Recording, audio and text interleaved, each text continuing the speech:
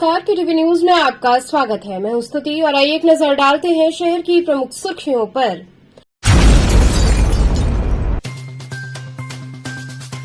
पूर्व आईपीएस अमिताभ ठाकुर ने वाराणसी में विकास के नाम पर भ्रष्टाचार का लगाया आरोप। डकैती मामले में सीबीआई जांच की हुई मांग।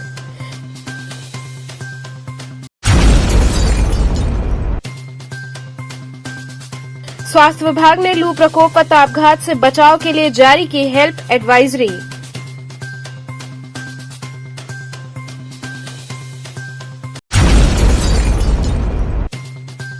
आगामी रथ यात्रा मेले सहित अन्य त्योहारों के मद्देनजर डीसीपी जोन काशी की अध्यक्षता में हुई पीस कमेटी की बैठक।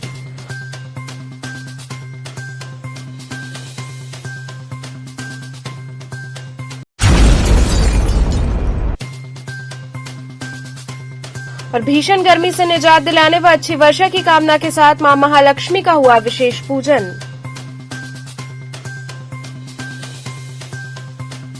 और अब खबरें विस्तार से। पूर्व आईपीएस अमिताभ ठाकुर ने वाराणसी में विकास के नाम पर भ्रष्टाचार का आरोप लगाया। वहीं डकैती मामले में सीबीआई जांच की मांग की।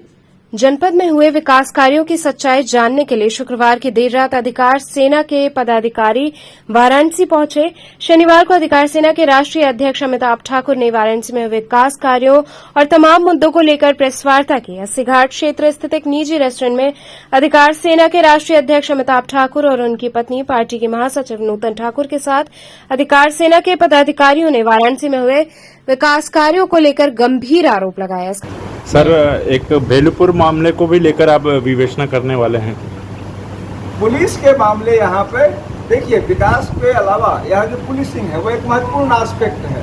पुलिसिंग के मामले में हमारी जो जानकारी है, एक जैसे एक अभूतपूर्व केस है, जो संकुल धारा वाला जो केस है, अभूतपूर्व केस है। 94 लाख रुपया मिलता है। किस प्रकार से, मेरे पास रिकॉर्डिंग है, करीब 15 मिनट की एक रिकॉर्डिंग है, जो कि दरोगा और वो जो गुरु जी कहते हैं उनके बीच की बातचीत और तमाम लोगों की बातचीत हो रही है।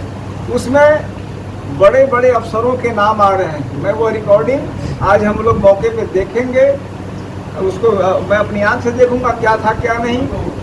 FIR दर्ज हुआ है 5 तारीख को या 4 तारीख को, और उसमें लोगों को धर पकड़ करके पैसा वसूली, पुलिस पैसा वसूली कर रही है। और यह काम शुरू हो गया है 30 और 31 तारीख को, जिसके हमारे पास सबूत हैं। वाराणसी की पुलिस पैसा वसूली करने में लिप्त है।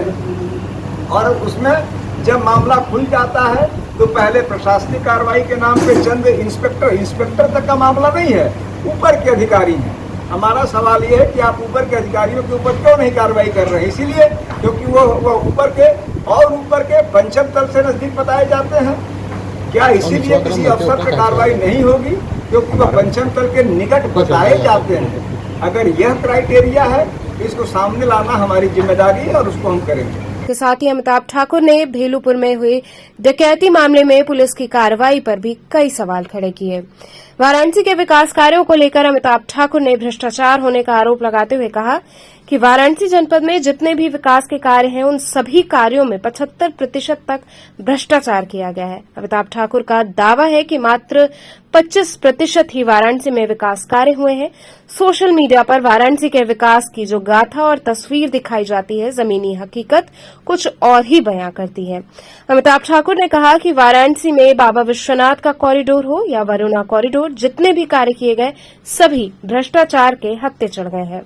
वहीं विगत दिनों वाराणसी के भेलूपुर में गुजरात की फर्म से करोड़ों रुपए की डकैती और बरामदगी के बाद 7 पुलिसकर्मियों को बर्खास्त किए जाने को लेकर कई सवाल किए। उन्होंने सबसे पहले यूपी सरकार से इस पूरे प्रकरण की जांच सीबीआई को सौंपने की मांग करते हुए कहा कि उन्हें बताया गया कि प्रकरण के दौरान बर्खास्त पुलिसकर्मियों के मामले की जानकारी उच्चाधिकारियों को संज्ञान में भी दिया था।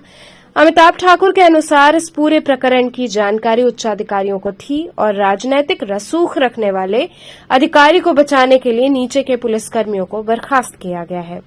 भेलूपुर डकैती कांड का स्थलीय निरीक्षण कर अमिताभ ठाकुर ने कहा कि इस पूरे प्रकरण को सीबीआई जांच यदि सरकार नहीं करवाती है तो वो सीबीआई जांच की मांग के लिए कोर्ट जाएंगे। उनके पास इस पूरे घटनाक्रम से जुड़े कई क्लिप हैं, जिससे ये पता चलता है कि ऊपर के अधिकारियों को इस प्रकरण की जानकारी थी।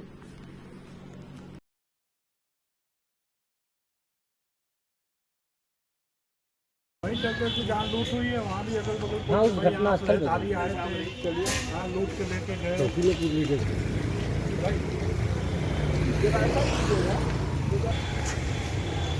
पूरा ऐसा ना पूरा नहीं दे रहा हूँ, पूरा कौन ले रहा है? मैं ले रहा हूँ, आप ले रहे हैं? भ्रष्टाचार दिख रहा है। एगो नाम लगा था सब निकल गया, जितने नाम थे सब निकल गया। दो नेट लगे थे, सब क्या लगे थे? दो नेट। हाँ, अरे पूरा लगा था, सब भरे द्वारा कैसे था? हाँ, द्वारा कैसे? हाँ, अंदर सो गया ना, सब कथित लूट की घटना है जिसमें 1,40,00,000 की लूट की बात कही जा रही है। करीब 92 लाख रुपए एक पोखर के बगल में बरामदगी की बात है। तो हमारी जानकारी के अनुसार इसी घर में वो वास्तविक पुलिस आई थी, बगल वाले बता रहे हैं। घटनास्थल उन्होंने गेट को दिखाया है। वास्तविक घटना यहाँ अंदर बताई जा रही है। पड़ोसी बता रहे हैं कि यहाँ पुलिस वाले आए थे और ये भी बता रहे हैं कि ये जो सील है यहाँ पर या जो ताला है ये पुलिस वालों ने लगाया है, ऐसा बताया गया है। इस घटना को वहाँ की घटना दिखा रहे हैं। हम जब पोखर पर गए वहाँ आसपास कोई नहीं जानता है कि वास्तव में वहाँ पर ये कोई ऐसी कार बरामद हुई कि नहीं हुई। ये स्थितियाँ जो हैं, घटनास्थल कुछ और बताना, मौका कुछ और होना, जहाँ पर लूट के माल बरामदगी की बात कहा जाना है वहाँ पर बिल्कुल ही किसी को जानकारी न होना, उसके भी फर्जी होने की पूर्ण संभावना होना, यह पूरी की पूरी स्थिति इस मामले को और अधिक संदिग्ध बनाता है। और जो हम लोग जान के आए थे लखनऊ से कि यह फर्जी घटना है, वह पूरा जो हम लोग उपक्रम देख रहे हैं मौके का, उससे साबित हो गया है कि यह पूरी तरह बनावटी घटना है और इसमें सीधे सीधे पुलिस की संलिप्तता है। किस स्तर के अफसरों की संलिप्तता है उसके बारे में हम लोगों ने कहा है कि इंस्पेक्टर से ऊपर के स्तर के हैं और वह तथ्य और साक्ष्य भी हम जल्दी आपके सामने पेश करेंगे, जिससे क्लियर हो जाएगा कि किस हद तक के अफसर इसमें इन्वॉल्व रहे हैं। हमारी जानकारी के अनुसार ये हवाला का मामला था और पूर्णतया निर्दोष व्यक्ति पर इसका ठिकरा फूटा जा रहा है, जबकि पूरी घटना उच्च स्तरीय साजिश में घटी है। सर, आप खुद एक IPS अधिकारी रहे हैं, लंबे समय तक कई जिलों की 31 तारीख को घटना दिखाई जा रही है, 5 को FIR दिखाया जा रहा है। क्या लगता है पुलिस की स्क्रिप्ट कितनी सही मानी जा रही है? देखिए, ये तो सारा का सारा पुलिस की स्क्रिप्ट इतनी ज़्यादा गलत दिख रही है और बिल्कुल साबित हो जा रही है। जहाँ पर बरामदगी दिखाई जा रही है वहाँ बरामदगी नहीं हुई है। वहाँ कोई नहीं जानता है कि बगल वाला आदमी नहीं जानता कि बरामदगी हुई है और कह रहे हैं कि यहाँ बरामदगी हुई, 92 लाख रुपए की बरामदगी। घटना इस घर की बताई जा रही है, यहाँ ताला लगा है, सील नहीं है। किसने किया? कल को पुलिस कह देगी हमने नहीं किया है। इलाके के लोग जान रहे हैं कि पुलिस वालों ने सील किया है। घटना स्थल बगल की दिखाई जा रही है। घटना 29 की वह जो वहाँ पर कथित बरामदगी है उसके नोट हमारे ही नोट हैं। ये ईश्वर जाने कैसे पहचान हुई है। ऐसी कहानी मैंने पुलिस की ऐसी कहानी आज तक नहीं देखी है। और जो दूसरे तथ्य हैं, जो हमारी रिकॉर्डिंग है, वो बताती है कि पूरी तरह हवाला पैसे के लेन देन का मामला है, जिसको हम शीघ्र आपके सामने रखेंगे। देखिए, निश्चित रूप से ये मामला डाइवर्ट किया जा रहा है। इसमें बड़े स्तर के अफसर इन्वॉल्व हैं, बड़े स्तर के अफसरों के नाम उस रिकॉर्डिंग में हैं। ये हवाला का मामला बताया जा रहा है। प्रथम दृष्टया उनका संरक्षण दिया जा रहा दिख रहा है और मामला अपने आप में बहुत अधिक गंभीर है। सर, बड़े मामला बड़े अफसरों का नाम बता रहे, तो खुलासा करेंगे नाम कौन है इसमें? हम आपके पास रिकॉर्ड सहित सारी बात रखेंगे, जिससे आप स्वयं मानेंगे कि जो मैं कह रहा हूँ वो सही है। सर, जिस तरीके से इस स्थान को फर्म का कार्यालय बताया गया था, फर्म के कार्यालय पे ताला बंद है, क्या कोई घटना अगर किसी कार्यालय पे होती है तो पुलिस या फर्म का मालिक उस पर ताला लगा सकता है? इस तरह की घटना होगी? देखिए, ये पूरा कुछ ये ताला किसने लगाया? पड़ोसी कह रहे हैं पुलिस वालों ने लगाया, ईश्वर जाने किसने लगाया। एक एक बात यहाँ संदिग्ध है। अभी यह वास्तव में यह ऐसा मामला है जिसकी CBI जांच जरूरी है। सर, जिस चौकी से ये मामला है वहाँ से किसी तरीके की कोई बातचीत या कोई ऐसा तथ्य मिला जिसके आधार पर केस को मजबूत किया जाए? देखिए, जिस चौकी पर मैं गया था वहाँ से ये क्लियर हो गया है कि उस चौकी के पास बरामदगी की बात झूठी दिखाई जा रही है, क्योंकि वहाँ पर स्वयं वो व्यक्ति जिनकी दुकानें वहाँ पे हैं, जो वहाँ के बाशिंदे हैं, उन्होंने साफ कहा कि CCTV में भी ऐसी कोई कार नहीं दिखी। उन्होंने साफ कह दिया कि ऐसी कोई घटना यहाँ बरामदगी की नहीं घटी है और उस बरामदगी को झूठा होने के पुख्ता सबूत उन साथियों ने दिए हैं। स्वास्थ्य विभाग ने लू प्रकोप व तापघात से बचाव के लिए हेल्प एडवाइजरी जारी की। वाराणसी स्वास्थ्य विभाग ने गर्मी बढ़ते ही लू प्रकोप व तापघात से बचाव के लिए हेल्प एडवाइजरी जारी की है। स्वास्थ्य विभाग के द्वारा जारी की गई एडवाइजरी में बताया गया है कि इस मौसम में बच्चों से लेकर वृद्धजन को बेहोशी, मांसपेशियों में जकड़न, मिर्गी का दौरा पड़ना, चिड़चिड़ापन, सिरदर्द, अधिक पसीना आना, कमजोरी, चक्कर आना, सांस व दिल की धड़कन तेज होना, नींद पूरी न होना आदि परेशानियां हो सकती हैं। इससे बचाव के लिए प्राथमिक उपचार बेहद जरूरी है। सीएमओ ने बताया कि लू से जनहानि भी हो सकती है। इसके लिए सभी जिला स्तरीय चिकित्सालयों में 10-10 बेड एवं सीएचसी पर 2 से 5 बेड आरक्षित करने के लिए निर्देश दिया गया है। साथ ही इसके असर को कम करने के लिए और लू से होने वाली मौत की रोकथाम के लिए कई सावधानियां बताई गई हैं। खासकर दोपहर 12 बजे से 3 बजे तक के बीच में जितनी बार हो सके पानी पिएं, प्यास न लगे तो भी पानी पिएं। सफर में अपने साथ पानी रखें। शराब, चाय, कॉफी जैसे पेय पदार्थों का इस्तेमाल न करें, ये शरीर को निर्जलीय कर सकते हैं। अगर आपकी तबीयत ठीक न लगे या चक्कर आए तो तुरंत डॉक्टर से संपर्क करें। धूप में खड़े वाहनों में बच्चों एवं वृद्धजनों को न छोड़ें। खाना बनाते समय कमरे के दरवाजे के खिड़की एवं दरवाजे खुले रखें, जिससे हवा का आना जाना बना रहे। स्थानीय मौसम के पूर्वानुमान को सुनें और आगामी तापमान में होने वाले परिवर्तन के प्रति सतर्क रहें। आपात स्थिति से निपटने के लिए प्राथमिक उपचार का प्रशिक्षण लें। जहां तक संभव हो घर में ही रहें तथा सूर्य के संपर्क से बचें। सर, गर्मी को देखते हुए लगातार लोग गर्मी से परेशान हैं और उसके साथ हीट स्ट्रोक के भी मामले दूसरे जिलों में देखने को मिल रहे हैं। तो अगर वाराणसी की बात की जाए तो वाराणसी में किस तरह से इसको देख रहे हैं? अब तक अगर हीट स्ट्रोक के मामलों की बात कर ली जाए तो क्या कुछ उसमें रिजल्ट आ रहा है या क्या कुछ उसमें डाटे हैं? जैसे कि कुछ दिनों में तक गर्मी का प्रकोप बहुत ज़्यादा हुआ है। हम लोग ने पूर्व में ही अपने सभी चिकित्सालयों को सैनिटाइज किया गया था और अब गवर्नमेंट की तरफ से एडवाइजरी आई थी कि क्या करें और क्या ना करें। इसको हम लोगों ने पेपर में विज्ञप्ति के रूप में पब्लिश किया, आईसी मटेरियल से डिस्प्ले भी किया और कई जगह पे हम लोग ने इसको कई एक मंच पर इसको कैसे क्या करना क्या नहीं करना है इसको संभव। साथ साथ हमने अपने सारे जिला अस्पताल और सभी सामुदायिक स्वास्थ्य केंद्र, प्राथमिक स्वास्थ्य केंद्रों पे एडवाइजरी गई है कि सभी मरीज पर्याप्त मात्रा में सभी जगह पे इस रेफ्रिजरेटर में बर्फ़ वगैरह और ORS के पैकेट्स और मरीजों को पानी पीने की सुविधा पूर्व में जैसे कि हमारे मंत्री जी ने बार बार हर एक जगह पे सुलभ ठंडा पानी पीने के लिए व्यवस्था को अपने तौर से अलग से चिन्हित कर के किया था, उसको सुदृढ़ किया गया है। और साथ साथ सभी जिला चिकित्सालयों को ये आदेशित किया, साथ साथ सामुदायिक स्वास्थ्य केंद्रों को भी आदेशित किया गया कि अलग से बिस्तर चिन्हित करके ऐसे मरीज अगर आते हैं तो उनको कैसे इलाज करना है, क्या क्या व्यवस्थाएं करनी है, उसको सब सैनिटाइज पूर्व में किया गया। और मेरे द्वारा आज भी फिर पुनः इसको विज्ञप्ति निकाली गई। मेरी एक अपील यही है कि बचाव ही सबसे बड़ा इलाज होता है। तो अगर घर से बाहर कोई भी निकले तो पर्याप्त मात्रा में सूती कपड़े पूरी बांह का पहनने की कोशिश करें और कोशिश करें कि दिन में ना निकलने की ज़रूरत पड़े, क्योंकि प्रकोप बहुत ज़्यादा दिन में है। और सर को बाकायदे ढके रहे, कान को ढके रहे, पर्याप्त मात्रा में पानी पीकर ही घर से निकलें।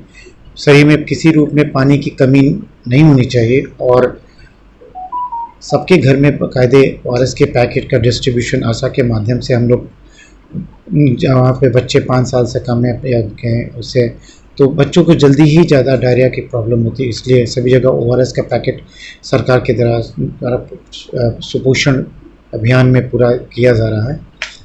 और अपील ये है कि ज़्यादा से ज़्यादा अपने को बचाव करें, जैसे ये मौसम की जो परिवर्तन है उसको अच्छी तरह से टेकअप किया जा सके और किसी भी समस्या के लिए कोशिश करें कि जल्द से जल्द रिपोर्ट करें। आगामी रथ यात्रा मेले सहित अन्य त्योहारों के मद्देनजर डीसीपी जोन काशी की अध्यक्षता में पीस कमेटी की बैठक हुई। आगामी रथ यात्रा मेले, श्रावण व बकरीद पर्व को देखते हुए गुदौलिया स्थित एक होटल में पीस कमेटी की बैठक आहूत की गई। बैठक की अध्यक्षता DCP Kashi zone RS Gautam ने की। बैठक में संभ्रांत नागरिकों व पार्षदों की उपस्थिति में बिजली, पानी, सड़क सहित क्षेत्र की समस्याओं से उपस्थित लोगों ने अधिकारियों को अवगत कराया, जिसे सुन समझकर अधिकारियों ने समस्याओं से निजात दिलाने का आश्वासन दिया। बैठक में प्रमुख रूप से ACP दिशा समेत अवधेश पांडे, SHO चौक शिवाकांत मिश्रा, थाना प्रभारी लक्सा बैजनाथ सिंह, एसओ दशा सुमेध अजय मिश्रा, तीनों थाने के चौकी इंचार्ज सहित सीताराम केशरी, अवनीश यादव, विक्की पार्षद, विजय द्विवेदी पार्षद, शाहिद जमाल सहित बड़ी संख्या में लोग उपस्थित रहे। आज ये शांति समिति की मीटिंग आने वाले पर्वों को दृष्टिगत रखते हुए ईद उल अजहा, बकरीद, सावन मेला, नाग पंचमी और रक्षाबंधन, मुहर्रम आदि को दृष्टिगत जो आज से लेकर के और जो 31 अगस्त तक के बीच पड़ने वाले पर्व हैं उनको दृष्टिगत रखते हुए शांति समिति की गोष्ठी आयोजित की गई थी।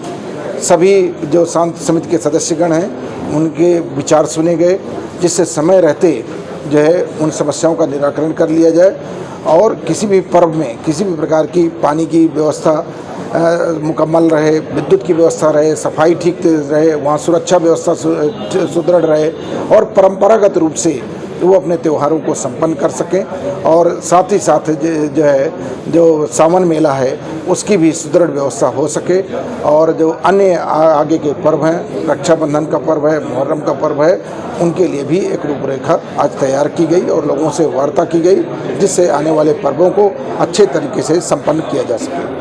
की जो मीटिंग पहले ही इसका संचालन किया और ये बात तय पाई की गई कि ईद और आने वाले सोमवार को शांति ढंग से हम हिंदू मुस्लिम भाई आपसी सौहार्द को कायम करते हुए बहुत ही जो कि अधिकारियों का दिशा निर्देश उसके अनुरूप हम लोग इस त्यौहार को संपन्न कराएंगे और जो कुर्बानी जो होगी वो 4 रोज़ की बनाई जाती है।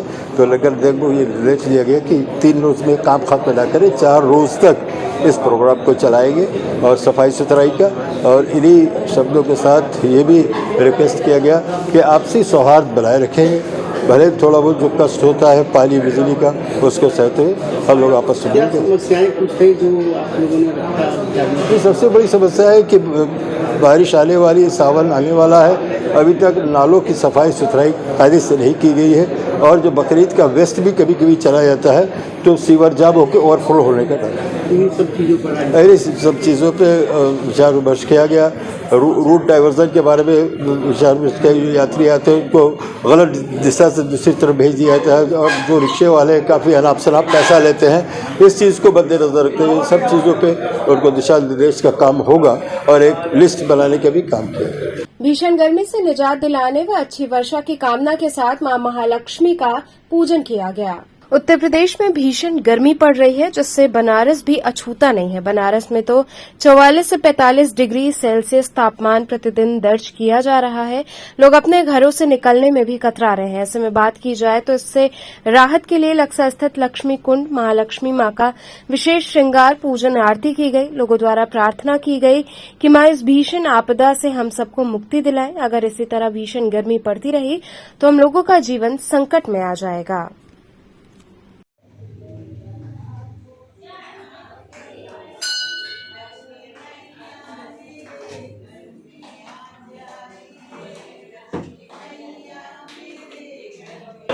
आज लक्सा लक्ष्मी कुंड स्थित श्री महालक्ष्मी माता का भीषण गर्मी से राहत व प्राकृतिक आपदा से रक्षा के लिए आज विशेष श्रृंगार पूजन आरती किया गया, जिसमें मध्याह्न 2 बजे माता को पंचामृत से स्नान कराकर सफ़ेद वस्त्र पहनाकर और हार, गहना, गुलाब का माला, बेला का माला, गेना का माला से भव्य माँ को दिव्य श्रृंगार किया गया। श्रृंगार के तत्पश्चात आरती किया गया। आरती के बाद माँ से यही प्रार्थना किया गया कि हे माँ, भीषण गर्मी से जल्द से जल्द राहत दे और ये जो प्राकृतिक आपदाएं जो हो रही है इससे हम लोग की रक्षा करें। यहाँ रुकेंगे एक छोटे से ब्रेक के लिए। आप बने रहिए KTV के साथ।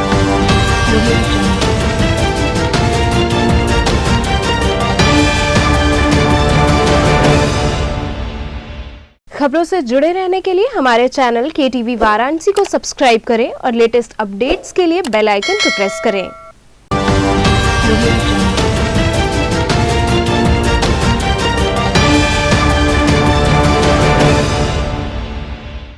ब्रेक के बाद आपका स्वागत है। सुप्रीम कोर्ट के न्यायाधीश व इलाहाबाद हाई कोर्ट के मुख्य न्यायाधीश ने बाबा काशी विश्वनाथ के दरबार में हाजिरी लगाई। सुप्रीम कोर्ट के वरिष्ठ न्यायाधीश सूर्यकांत और इलाहाबाद हाई कोर्ट के मुख्य न्यायाधीश प्रीतिंकर दिवाकर का वाराणसी आगमन हुआ। इस दौरान उन्होंने बाबा श्री काशी विश्वनाथ का दर्शन पूजन किया और देश की खुशहाली की कामना की। इस मौके पर उन्होंने विधिवत बाबा का षोडशोपचार पूजन किया। इस दौरान कड़ी सुरक्षा व्यवस्था रही। काष्ठ खराद खिलौना जिला वाराणसी समिति द्वारा बैठक कर नए सिरे से समिति का गठन किया गया। काष्ठ खराद खिलौना जिला वाराणसी समिति के तत्वावधान में शनिवार को बैठक का आयोजन किया गया। इस दौरान कमेटी का नए सिरे से गठन किया गया। व्यापारियों ने सर्वसम्मति से हिंदू युवा वाहिनी वाराणसी के अमरीश सिंह भोला को मुख्य संरक्षक और महानगर प्रभारी मनीष मिश्रा को सह संरक्षक घोषित किया। साथ ही अपनी समस्या को प्रमुखता से उठाया। बैठक में काष्ठ खराद खिलौना से जुड़े सभी व्यापारीगण उपस्थित रहे। उन्होंने बताया कि बिजली की समस्या के साथ ही लकड़ी की दिक्कतों का सामना करना पड़ रहा है, जिससे व्यापार में काफी नुकसान हो रहा है। इन सब बातों पर विस्तार से चर्चा किया गया। सभी बातों को सुनने के बाद अमरीश सिंह भोला ने आश्वस्त किया कि व्यापारियों की समस्या को मुख्यमंत्री योगी आदित्यनाथ को अवगत कराएंगे। कमेटी में गुरु प्रसाद जायसवाल को संयोजक, आनंद वर्मा को अध्यक्ष, राजकुमार सिंह महामंत्री, ईश्वर चंद केशरी कोषाध्यक्ष और सोनू वर्मा, किशन गुप्ता, ललित वर्मा को कार्यकारिणी सदस्य चुना गया। मुख्य रूप से अश्विनी गुप्ता, रुद्र प्रताप पांडे एवं समस्त काष्ठ कला से जुड़े व्यापारीगण एवं कारीगर सहित सैकड़ों की संख्या में लोग उपस्थित रहे।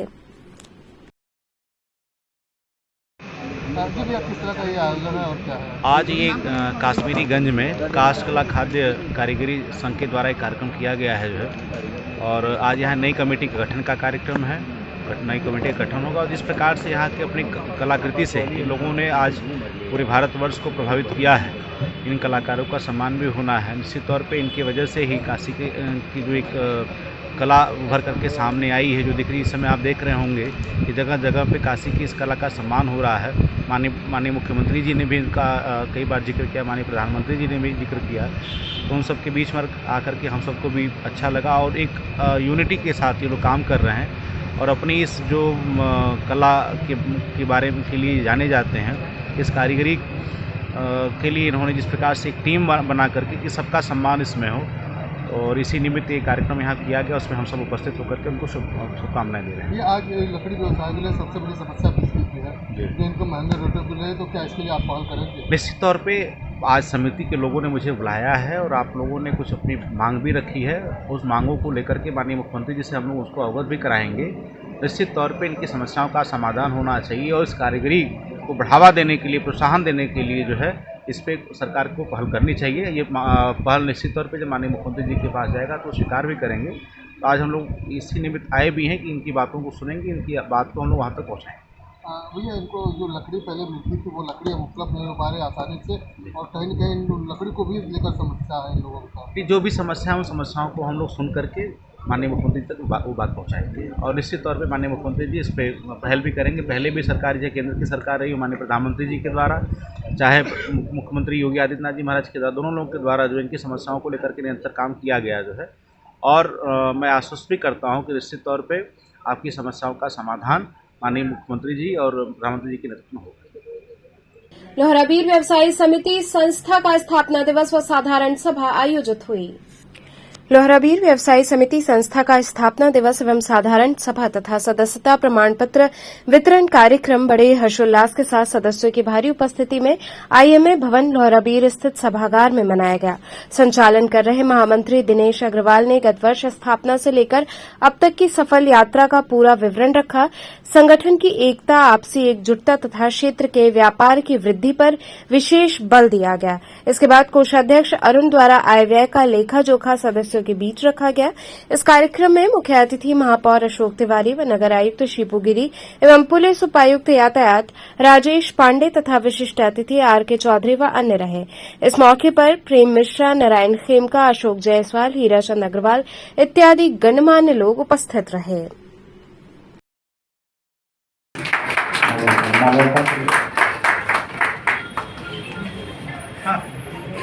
दिया गया आपका सदस्यता प्रमाण पत्र।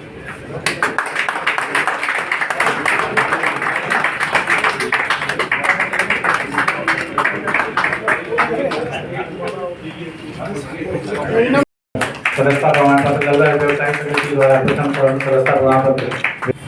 मैं सबसे पहले आभारी हूं अपने संगठन का कि मेरे जैसे एक समान परिवार के व्यक्ति को काशी जैसे महत्वपूर्ण जगह पे मेयर का टिकट दिया, और उससे भी बड़ा आभारी मैं हूं काशी की जनता को, जिन्होंने मेरे जैसे एक समान व्यक्ति को अभी तक का सबसे अधिक रिकॉर्ड से जिताया। पहले मैं बड़ा सम्मान करता था, चुनाव है, जीत जाएंगे, हो गया है, लेकिन अब अंदर से एक डर लग रहा है। तो मैं आप लोगों के बीचों में जा रहा हूं, जो सम्मान मिल रहा है, एक आदमी को जब सम्मान मिलता है तो जमीन छोड़ने लगता है, लेकिन मुझे इतना डर लग रहा अंदर से, तो जो विश्वास लोगों ने मेरे जैसे एक समान व्यक्ति के ऊपर किया है, मैं क्या कर सकता हूं, मैं क्या रिटर्न कर सकता हूं। मेरे द्वारा कोई ऐसा काम नहीं होना चाहिए जो जाने अनजाने तो काशी की जनता को ये सुनने को मिले, तो इस व्यक्ति को जिसको मैंने टिकट दिया, संगठन ने जिसको टिकट दिया, उसके किसी व्यवहार से आम जनता में एक आलोचना हो रही है। क्या है यानी किस तरह का कार्यक्रम? ये लौरा वीर व्यवसाय समिति का प्रथम स्थापना दिवस हम लोग मना रहे हैं। इसमें साधारण सभा एवं सदस्यता प्रमाण पत्र वितरण का भी कार्यक्रम हम लोगों ने रखा है। क्या है उद्देश्य इस कार्यक्रम का? कार्यक्रम का उद्देश्य ये है व्यापारियों को ये बताने के लिए कि ये संगठन आपके लिए है और आपके लिए कार्य कर रहा है। जितनी भी तरीके जटिलताएं, जिस तरीके की भी चीज़ें हैं, हम पूरी व्यापार मंडल समिति आप उन व्यापारियों के साथ खड़े होकर के उनकी लड़ाई लड़ेंगे और व्यापार की प्रगति के लिए हर रोज काम करेंगे। आज क्या कर रहे हैं? आज हम लोग यहाँ पर सदस्यता प्रमाण पत्र वितरण और स्थापना दिवस के उपलक्ष्य में हम लोगों ने यहाँ एक कार्यक्रम रखा, जिसके मुख्य अतिथि महापौर और विशिष्ट अतिथि RK चौधरी जी हैं। राजेंद्र प्रसाद घाट पर शिव शक्ति के प्रीमियर से पूर्व मुख्य अभिनेताओं ने प्रेम तांडव का प्रदर्शन किया। पवित्र शहर वाराणसी भगवान शिव और देवी शक्ति के ब्रह्मांडीय नृत्य प्रदर्शन का गवाह बना। इसके बाद डॉक्टर राजेंद्र प्रसाद घाट पर निर्माता सिद्धार्थ कुमार तिवारी ने महाआरती की। सिद्धार्थ कुमार तिवारी के स्वास्तिक प्रोडक्शन द्वारा निर्मित शिव शक्ति का प्रीमियर 19 जून को होगा और प्रत्येक सोमवार से शुक्रवार रात 8 बजे कलर्स पर इसका प्रसारण होगा। कलर्स की नई महाकृति शिव शक्ति तप त्याग तांडव दो पूजनीय देवताओं शिव और शक्ति के इर्द गिर्द घूमती है।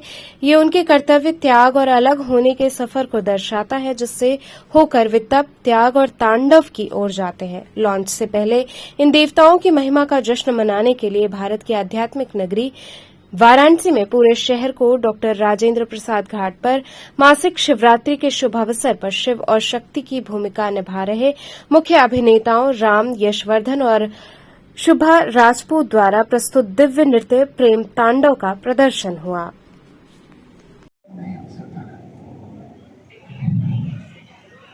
मिलन के पीछे उद्देश्य और यदि बाद में परिणाम ना हो तो वो मिलन सार्थक नहीं सकती।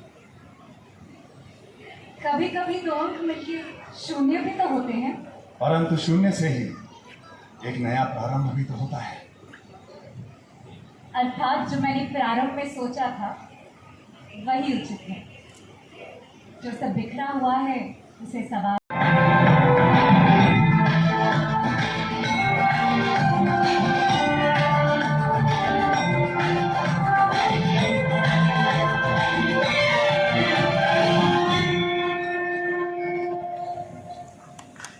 तो चलते चलते पुनः एक नजर डालते हैं शहर की प्रमुख सुर्खियों पर।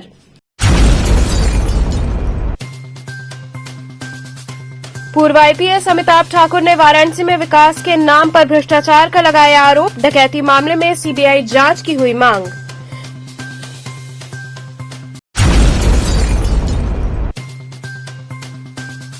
स्वास्थ्य विभाग ने लू प्रकोप व तापघात से बचाव के लिए जारी की हेल्थ एडवाइजरी।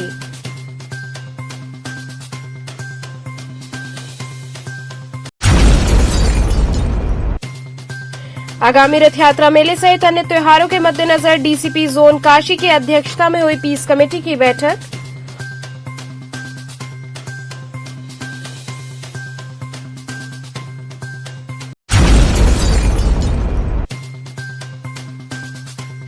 और भीषण गर्मी से निजात दिलाने व अच्छी वर्षा की कामना के साथ मां महालक्ष्मी का हुआ विशेष पूजन।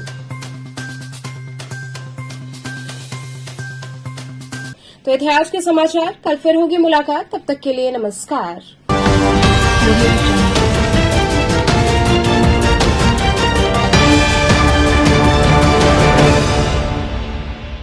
खबरों से जुड़े रहने के लिए हमारे चैनल KTV वाराणसी को सब्सक्राइब करें और लेटेस्ट अपडेट्स के लिए बेल आइकन को प्रेस करें।